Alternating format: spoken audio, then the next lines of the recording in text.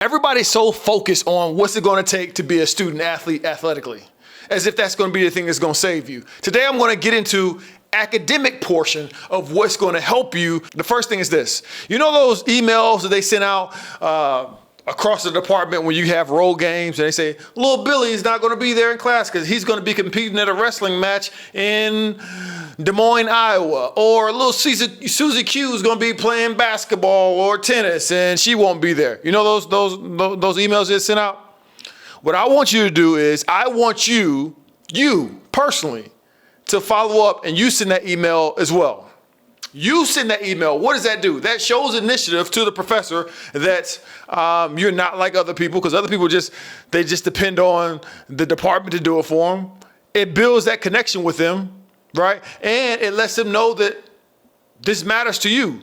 It shows initiative on your part. You send out those emails along with those emails, okay? Number 2, use ChatGPT as it relates to connecting with your professors. Anytime you want to reach out to your professors, use ChatGPT. Use that. Use AI.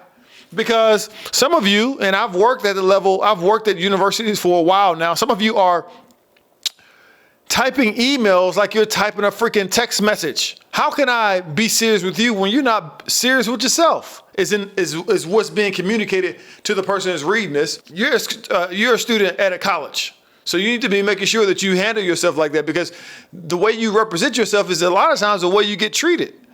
So making sure that not only you use ChatGPT, but you're also getting someone to read over that information, just to make sure it is a good representation of you. Number 3, I need you to start visiting professors during their office hours. Why is that important? Again, you're going to see a common theme in this video. It shows initiative. It shows that you care. They want that ego. You want your ego stroked when you make a big play in a game, right? You want to be acknowledged. You want to be seen. You want to be celebrated. Professors are human beings just like you.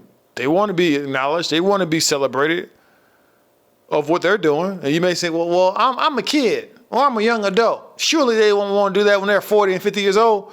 Wait till you're 40 and 50 years old. You just wait.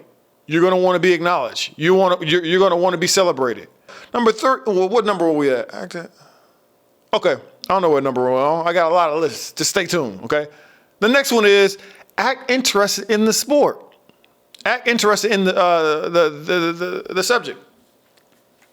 Act interested. This person that you are in the class of has devoted a large portion of their life to that subject matter and getting to that point they're in right now. Stroke their ego.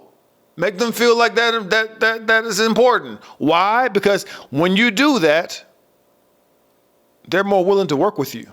If you do get in a jam in the future, who are you going to want to work? Who are you going to work with? The person that comes into class, that disinterested, always disheveled, talking on their phone, lollygagging. You going to want to work with that person or work with the person that is engaged, on time, paying attention, asking questions, stopping by office hours? Who I'll tell you who I want to work with. And it's not the former, it's the latter. It's the person that is actually engaged. They look like they give a doggone. That's who I want to work with. My next one is this. Invite them to games. They want to feel appreciated. They know that's something that's important to you. Invite them to games. Invite them to your games. It'll mean a lot to them. Here's another one. Dress the part. Now, I know when you're a student athlete, man, listen, I know when I was a student athlete, either I was on the way to sweating, coming back from sweating, thinking about sweating at the time, sweating when you see me, trying to eat. I didn't have time to be pressed and, starch in my pants and from the cleaners, and I ain't got time for all that. That just makes me want to sweat thinking about it. I would say pick your spots. Pick your spots when you can dress a little better than just sweats and a t-shirt. I know, listen, I get it. Everybody doesn't come from a financial background where they can be out there suited and booted and ready to shoot it every day. I get it. But at the same time, you want to represent yourself well beyond your sport. A lot of people, they like to jump on these taglines because their favorite celebrity says something stuff. I'm more than an athlete. Well, show me. You're not dressing like you're more than an athlete.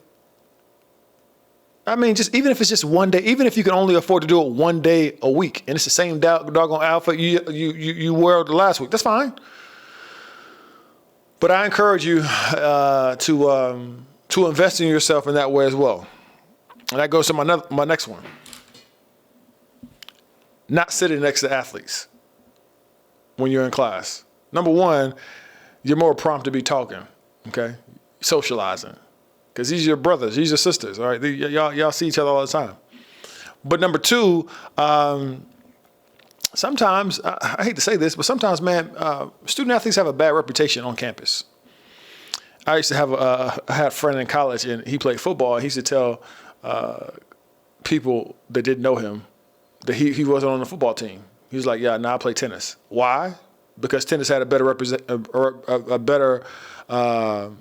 reputation on campus than football. Football players, I'm not going to say all football players, but sometimes they have bad reputations on campus. And he didn't want to be associated with that. Some people think it's lying. I think it was a good move. So if you can disassociate yourself with student athletes in a class setting, it may do well for you. Now, if you can tell that this professor is a ride or die athletic fan for the university, that's a different conversation. But you just shouldn't assume that. You shouldn't just assume that everybody's rocking with athletes just because you're one of them.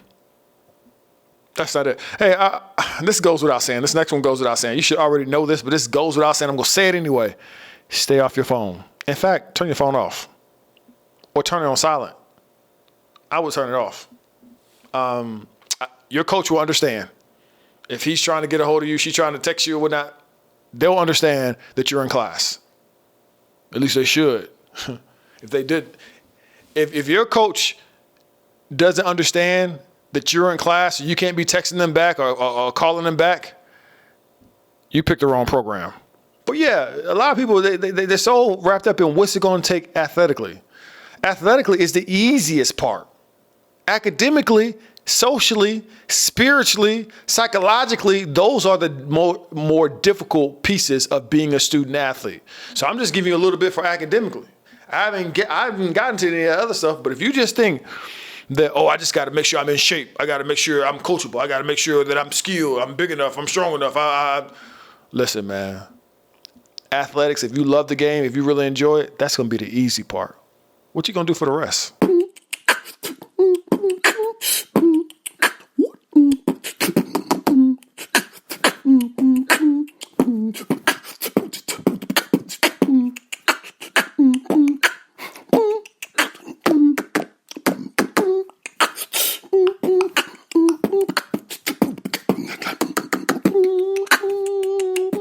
Hoop loud E.